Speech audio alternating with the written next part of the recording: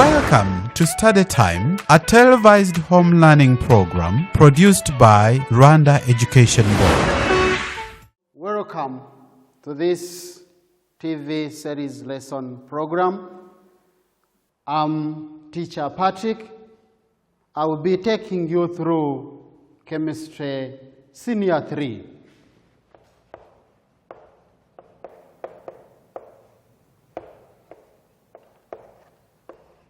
As I said earlier, in Senior 3, we'll revise together Unit 4 for those who have the books. By the way, I need to remind you to get your books, notebooks ready. And if you have a textbook, please bring it closer to you with the pens. Remember still, if you have a periodic table with yourself, you can also bring it closer to you because you may need it at one time. Thank you. Unit 4, but for those who don't have the books, please, don't worry, because that's why I'm here. I want us to go through together. By the way, do you remember what we looked at in Unit 4? Do you remember what Unit 4 says? Perfect. So Unit 4 is chlorine and its inorganic compounds.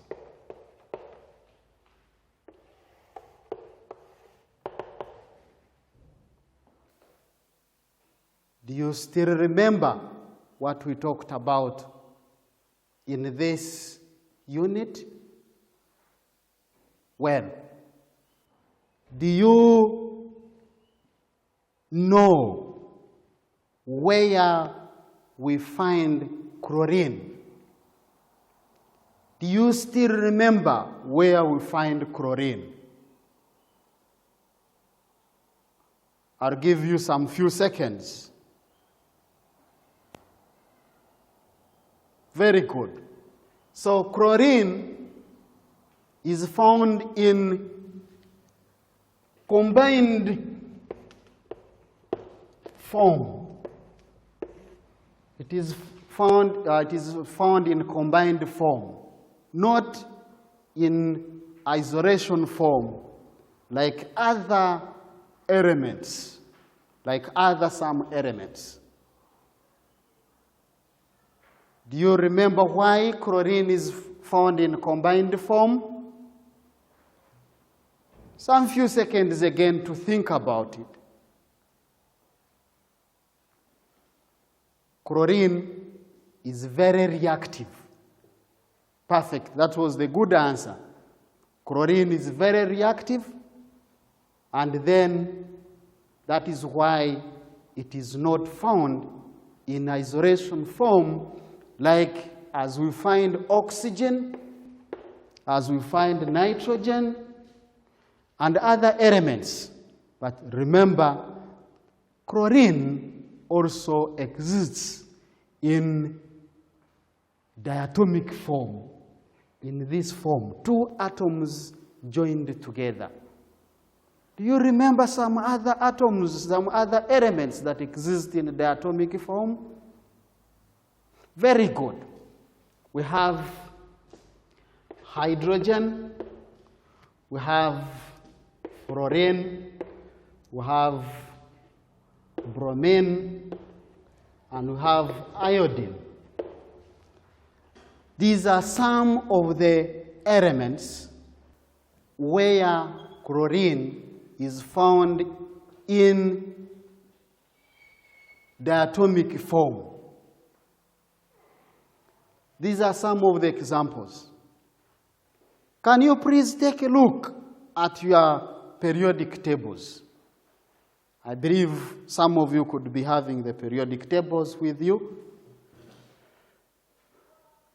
Perfect. Where do we find chlorine?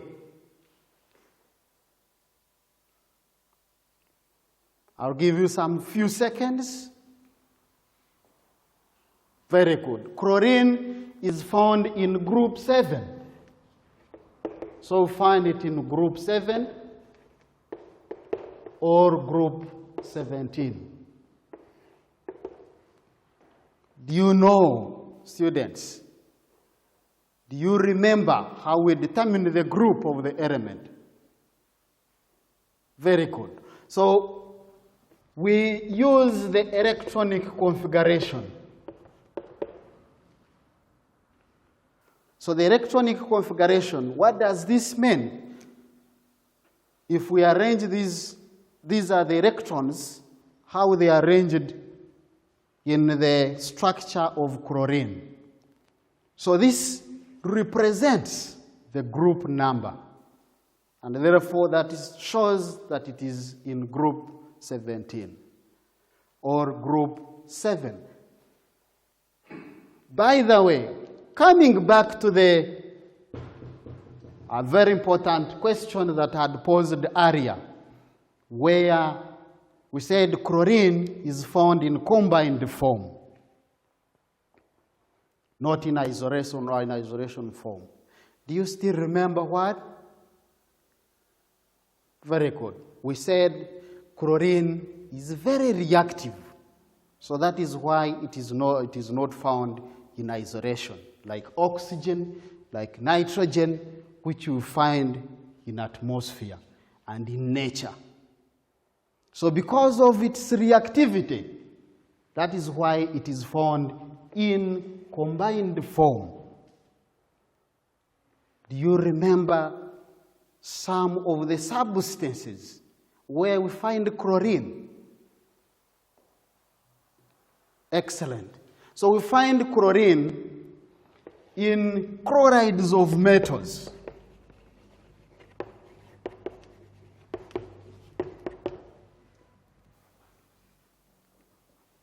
Can you mention some of those chlorides? Just few seconds. Mention some of the few chlorides. Perfect. So some of these chlorides, we have sodium chloride. I hope everybody is familiar with with this sodium chloride. Everybody or each of you at home must be having salt at home. So this sodium chloride is table salt. So this is the salt that we put in food to eat. This is table salt. Remember, we are advised not to eat this raw salt. It has to be in the food, not in the raw form. We are advised not to eat raw food, raw salt. We have, as you mentioned, we have magnesium chloride.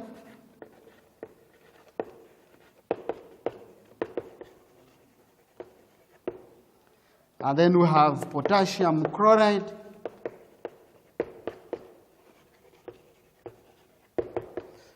So these are some of the chlorides where we find chlorine. Dear students, can you write the formula that represents these chlorides in your notebooks? I'll give you 5 seconds to do that. 5 seconds to write the formula of these chlorides. Very good. So the table salt, the formula for the table salt is written in that form. This is NaCl, small l. Magnesium chloride.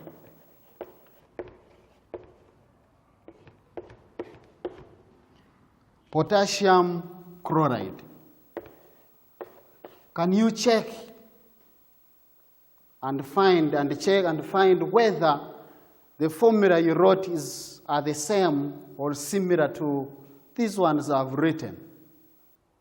I hope you got them right. So these are some of the chlorides where we find chlorine. So from here we have found that chlorine is only found in combined form, not in isolation form, because it is reactive.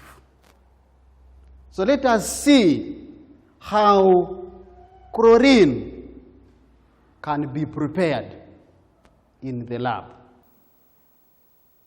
There are several methods. Can you write down some of those methods that can be used to prepare chlorine? I'll give you some few seconds, maybe more than like 10 seconds, because there are several methods that we use in the lab to prepare chlorine. Perfect. So the first method, look here please. I hope you got this first method. So the first method, we are using manganese 4 oxide and concentrated hydrochloric acid. Concentrated hydrochloric acid reacting with manganese 4 oxide. There is one important thing that I want to emphasize, which is a common mistake with the students, especially when they are drawing the arrangement of this apparatus. When you look at this, we have this one where the hydrochloric acid passes to react with manganese 4 oxide. This is called a thistro funnel.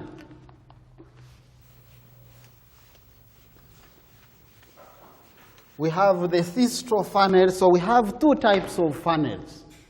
This one here, so we have a thistro funnel, and then we have another one is the dropping funnel. So the dropping funnel, the difference is very simple. The difference here is when you have a dropping funnel, there should be a tap so that you open, you drop. That is why it is called a dropping funnel, sorry. When we have a thistro funnel, this is the thistro funnel that is used, it is open throughout. So in here in the reaction flask, the manganese 4 oxide is passed through the water. Students, do you remember the purpose of the water? Very good. The water is used to remove the traces,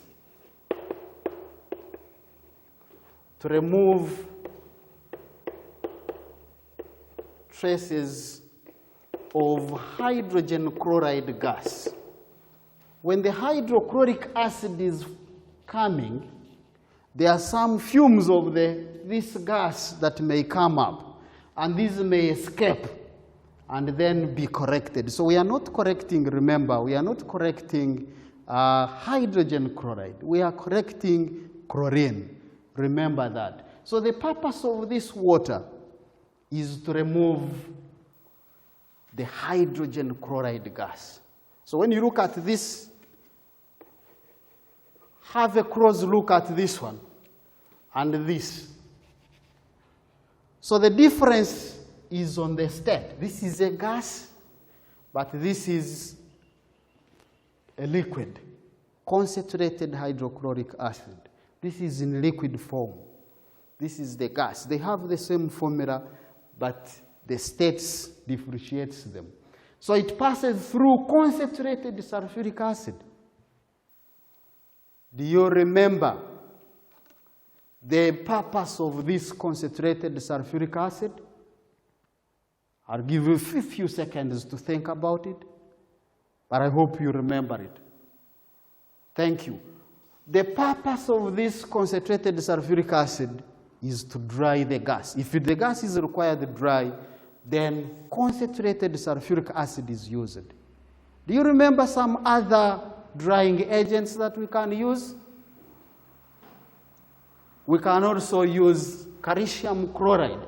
So instead of concentrated sulfuric acid, we can also use anhydrous calcium chloride. These are also drying agents. If the gas is required to dry, these two. Why these two? Why do you think these two can be used? Few seconds to think about it. Perfect. These two have what we call hygroscopic properties.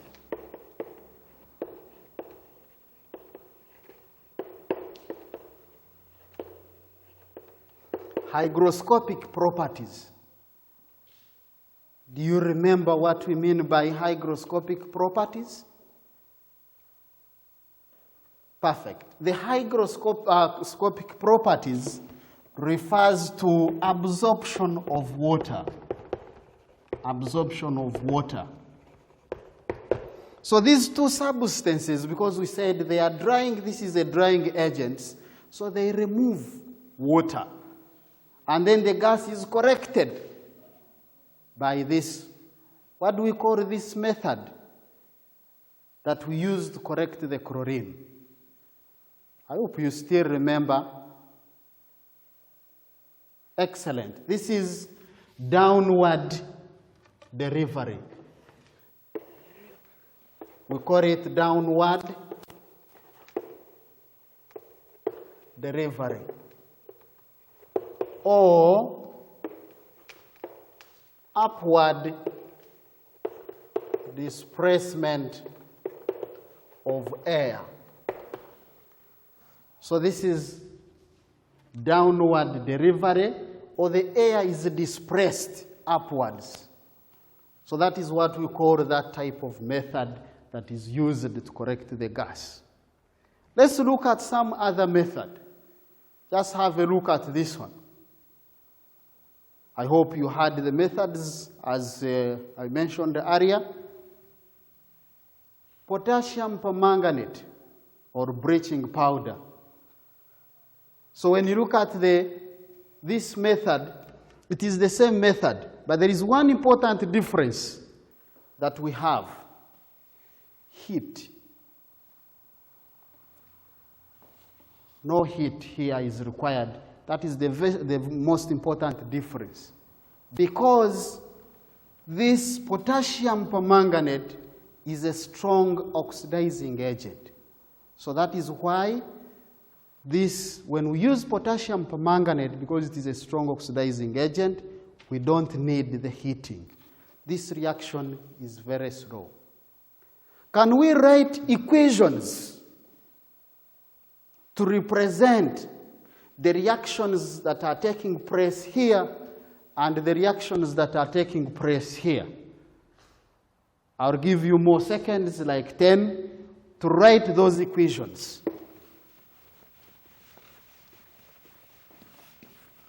So for the first method, we have manganese 4 oxide. So check whether we have the same method, or rather the same equation. Is reacting with hydrochloric acid, which gives manganese 4 chloride plus chlorine, and then water. The equation, make sure the equation is balanced. It has to be balanced. This is the gas that is produced. You can also include the states. Chlorine is produced. This is the one which comes here. So instead of manganese 4 oxide, you can also use lead 4 oxide.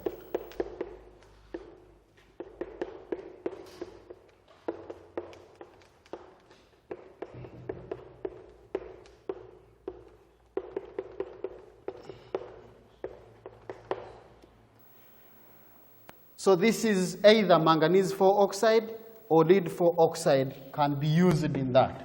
So we have the reaction that takes place in here, potassium permanganate or bleaching powder. Can you write the equation? I hope you had written it correct.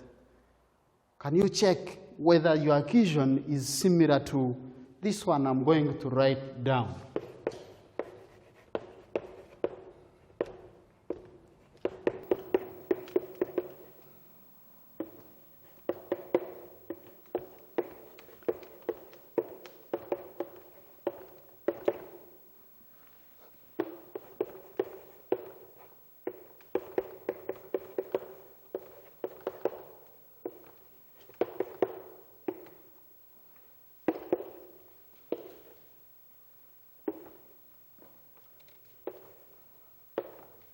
Check whether you have the similar equation like this one. This is potassium permanganate, and then hydrochloric acid. It will produce chlorine gas, and then it will be corrected. So we have either the bleaching powder. So the bleaching powder is written like this. So this is the bleaching powder. It reacts with hydrochloric acid.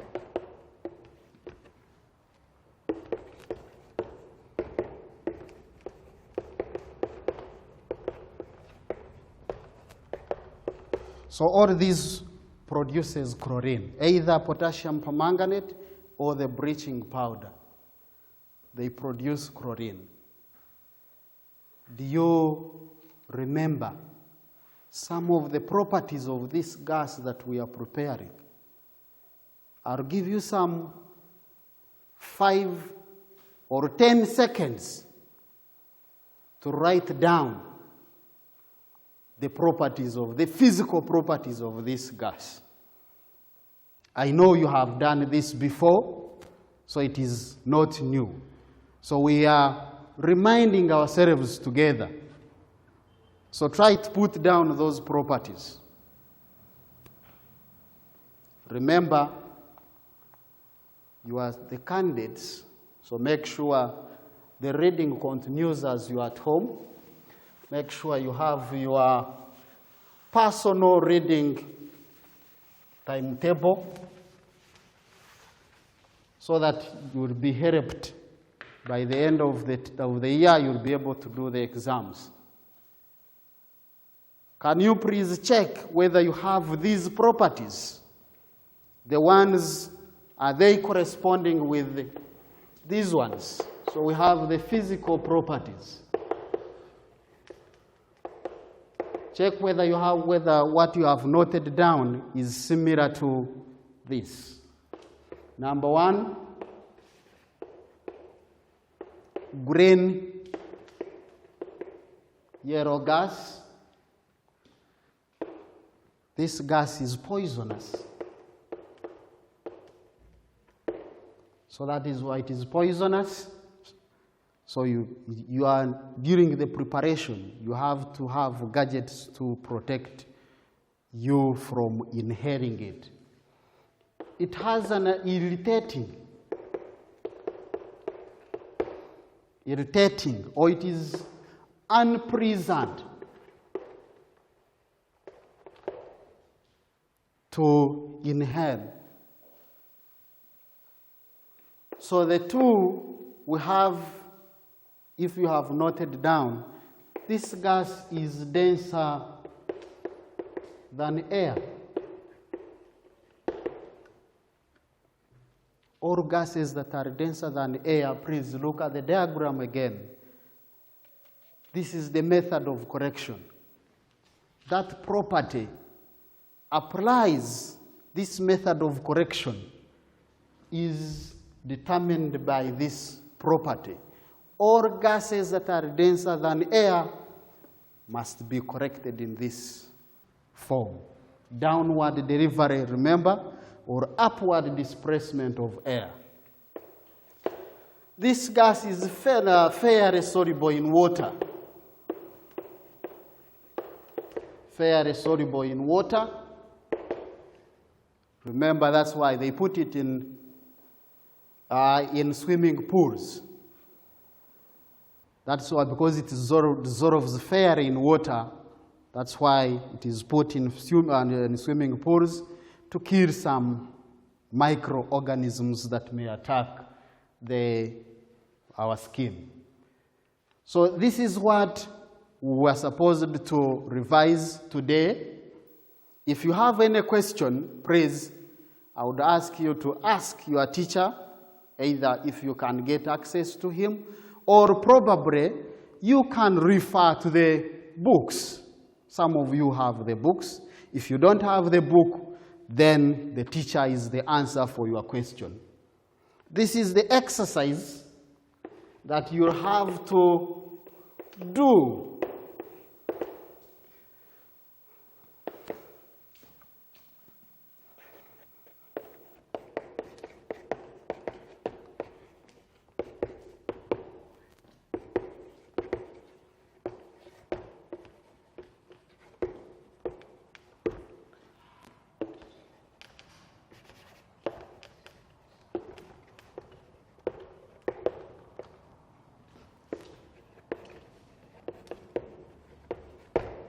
So that is number one. You have to explain with the use of diagrams how chlorine can be prepared. Two, you have to state the physical properties.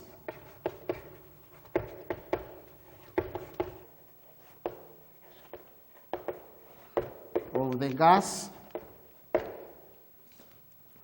and explain why chlorine does not exist as monoatomic.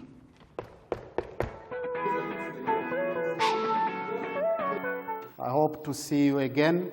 Thank you so much for listening and following.